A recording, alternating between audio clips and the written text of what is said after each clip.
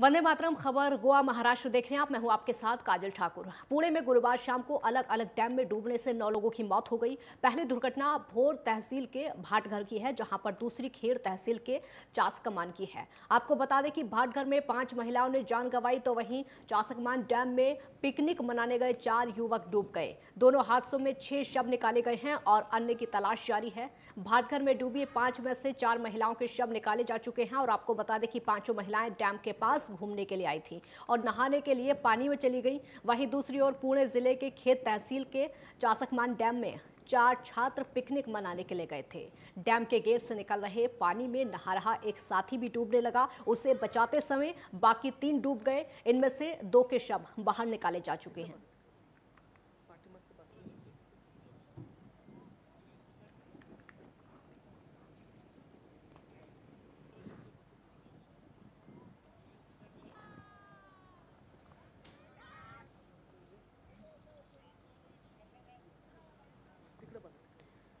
अलग अलग हादसों में 9 लोग अब तक डूब चुके हैं। महाराष्ट्र के पुणे का पूरा मामला है। 6 लोगों के शव को बाहर अब तक निकाल लिया गया है। 6 लोगों की मौत हो गई है, 9 लोग इसमें डूबे थे। हालांकि रेस्क्यू ऑपरेशन लगातार जारी है। अलग अलग हादसों में 9 लोग अब तक डूब चुके हैं। जागरूक लगातार किया जा रहा है। 6 लोगों की अब तक मौत हो चुकी है। डैम में डूबने से 9 लोगों की कुल मिलाकर 9 लोगों की अब तक मौत की खबर सामने आ रही है, लेकिन सर्च ऑपरेशन अभी भी जारी है। क्या डैम में कुछ और लोग फंसे हो सकते हैं? आपको बता दें कि कुछ लोग पिकनिक मनाने के लिए गए हुए थे, उसी दौरान 9 लोग इसमें डूबे और 9 की अब तक मौत की खबर सामने आ रही है। डैम में डूबने से इनकी मौत हो गई है। कुछ लोग पिकनिक मनाने के लिए गए थे, कुछ लोग घूमने के लिए गए थे।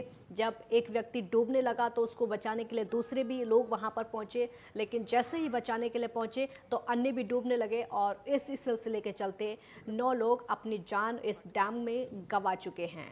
अलग अलग जगह का ये पूरा मामला है। आपको बता दें कि 2 अलग अलग घटनाएं हैं और दोनों घटनाओं को मिलाकर अब तक 9 लोगों की मौत हो चुकी है।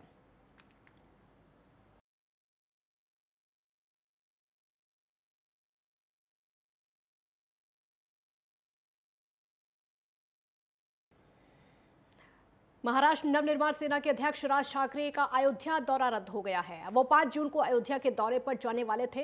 राज ठाकरे की ओर से प्रस्तावित अयोध्या दौरे को लेकर भारतीय जनता पार्टी के सांसद ब्रजभूषण शरण सिंह ने विरोध जताया था। उन्होंने चेतावनी दी थी कि जब तक राज ठाकरे उत्तर भारतीयों को अपमानित करने के लिए सार्वजनिक रूप से माफी नहीं मांगेंगे, तब तक उन्हें उत्तर प्रदेश में प्रवेश करने की अनुमति नहीं दी जाएगी। इससे पहले मुंबई के लालबाग इलाके में मनसे की ओर से पोस्टर लगाकर चेतावनी दी गई थी। पोस्टर में लिखा गया था कि अगर कोई भी व्यक्ति राज ठाकरे को नुकसान पहुंचाने की कोशिश करेगा तो महाराष्ट्र गुस्से में उठ खड़ा होगा। हालांकि यह सामने नहीं आया कि राज ठाकरे का अयोध्या दौरा किस वजह से रद्द हुआ है।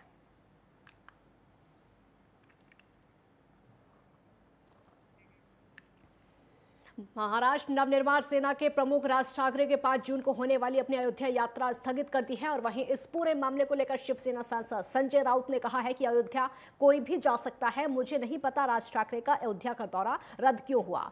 जिनका मन साफ हो, राजनीति का मकसद ना हो, ऐसा कोई भी व्यक्ति अयोध्या में प्रभु श्री राम के दर्शन कर सकता है।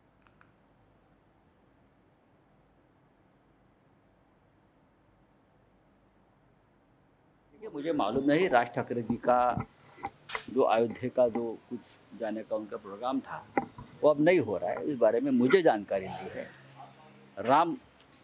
श्री राम के दर्शन को कोई भी जा सकता है इस देश से, जिसके मन में श्रद्धा है और मन साफ है, राजनीति नहीं है, ऐसी कोई भी व्यक्ति जाकर राम लल्ला का दर्शन ले सकते हैं। लेकिन मैंने देखा है कि कुछ दिनों से वहाँ का माहौल बहुत ही खराब था, बिगड़ गया था।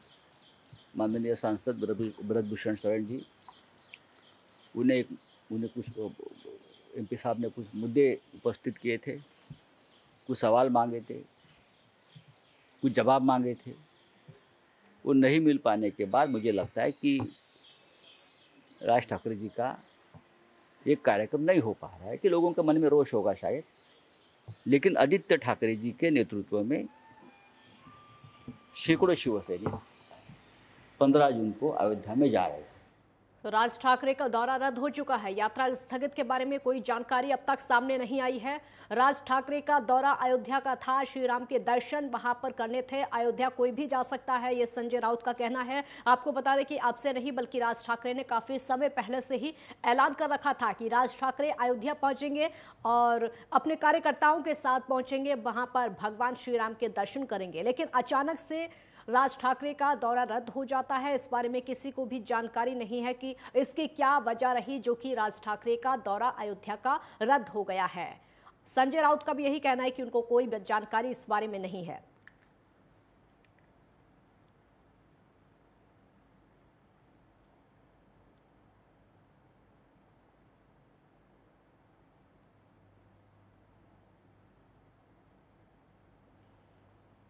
पुणे की कलेक्टर कचहरी के सामने बीजेपी ओबीसी मोर्चा प्रमुख अड्डा के नेतृत्व में कार्यकर्ताओं ने आंदोलन किया है। राज्य सरकार के कारण महाराष्ट्र में ओबीसी आरक्षण नहीं मिला है और वहीं मध्य प्रदेश को जो मिला है महाराष्ट्र ने वो गवा दिया है। ऐसी नारेबाजी करके राज्य सरकार का विरोध किया गया। इस आंदोलन में बीजेपी शहर के अध्यक्ष जगदीश भी मौजूद रहे।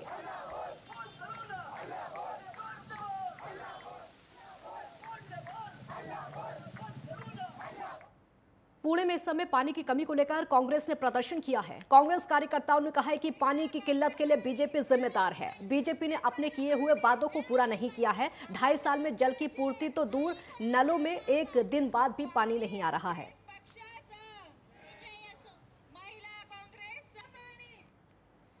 और वहीं पुणे में समाज सेवी अन्ना हजारे के लिए सामाजिक कार्यकर्ता सोमनाथ काशीद आंदोलन करेंगे। सोमनाथ काशीद ने चेतावनी देते हुए कहा कि महंगाई अपने चरम पर है, लेकिन समाज सेवी अन्ना हजारे सोए हुए हैं। उन्हें नींद से उठाने के लिए 1 जून से आंदोलन करेंगे।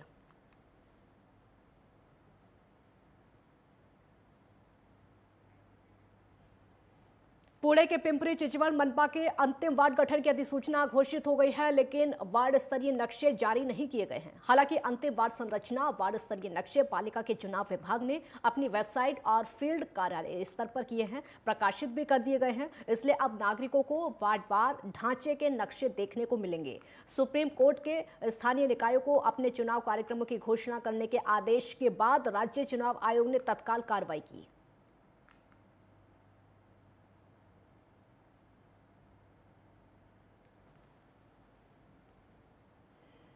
मुंबई के विरार रेलवे स्टेशन पर यात्री से पहले मारपीट की गई और उसके बाद उससे लूटपाट की गई। मारपीट की पूरी वारदात सीसीटीवी कैमरे में कैद हो गई है और वहीं घटना के बाद पुलिस ने एक्शन लेते हुए 2 आरोपियों को गिरफ्तार कर लिया है। फिलहाल बाकी के 2 आरोपियों की तलाश जारी है।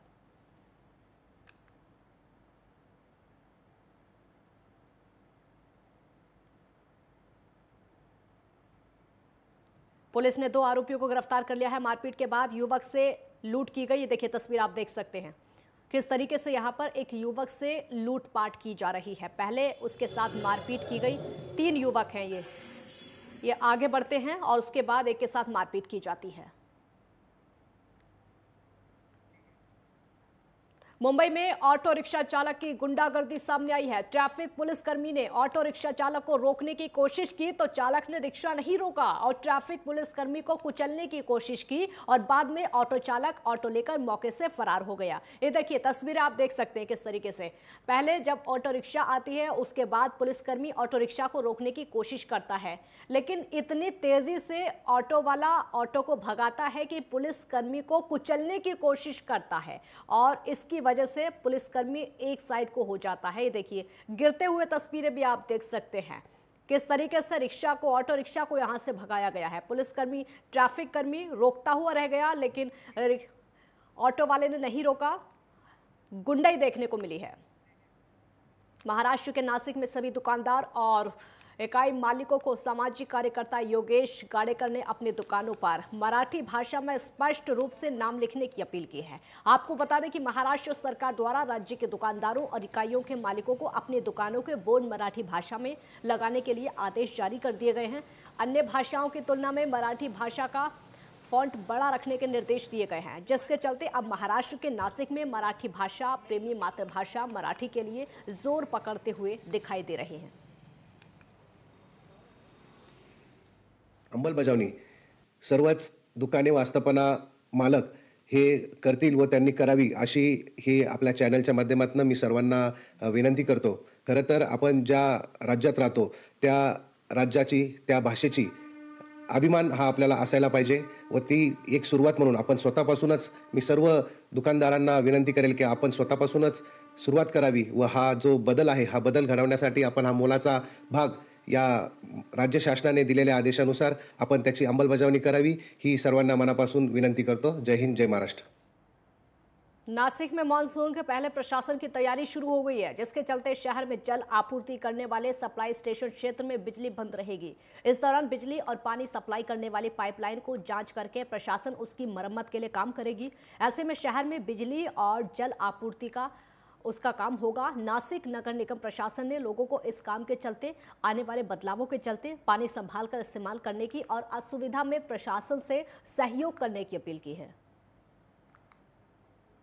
सर्वांना सांगू इच्छितो की एक आपलं वीज पुरवठा फिल्ट्रेशनचा थोडं जरा काम चालू आहे त्याचं तिकडं जॅकवेलसाठी तिकडं व्यवस्थित साफसफाईचे काम चालू होणार आहे. त्याकरता उद्या दिनांक 21/5/22 रोजी सकाळी 9 पासून ते संध्याकाळी 6 वाजेपर्यंत पाणी पुरवठा हा थोडा खंडित प्रवाह होणार आहे.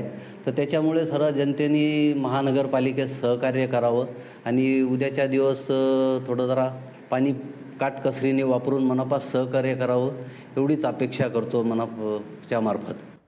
बुधवार को स्पाइस जेट की एक फ्लाइट दिल्ली से शिरडी के लिए दोपहर 2:50 पर उड़ी थी, जिसको शाम 4:30 बजे शिरडी में उतरना था, मगर खराब मौसम का हवाला देते हुए फ्लाइट को शिरडी एयरपोर्ट के बजाय मुंबई एयरपोर्ट पर उतारा गया, जिस वजह से विमान में बैठे सभी यात्री परेशान हो गए। तकरीबन 5 घंटों तक यात्रियों को विमान के अंदर बैठना पड़ा। यात्रियों को किसी तरह की सुविधा ना दिए जाने की वजह से यात्रियों में प्रबंधन के खिलाफ खासी नाराजगी भी दिखी और वहीं यात्रियों को मुंबई में उतारकर बस से शिरडी भेजा गया। प्रबंधन ने पहले तकनीकी खराबी की बात कही, लेकिन बाद में मौसम खराब होने की वजह से विमान को मुंबई में उतारने की बात कही गई।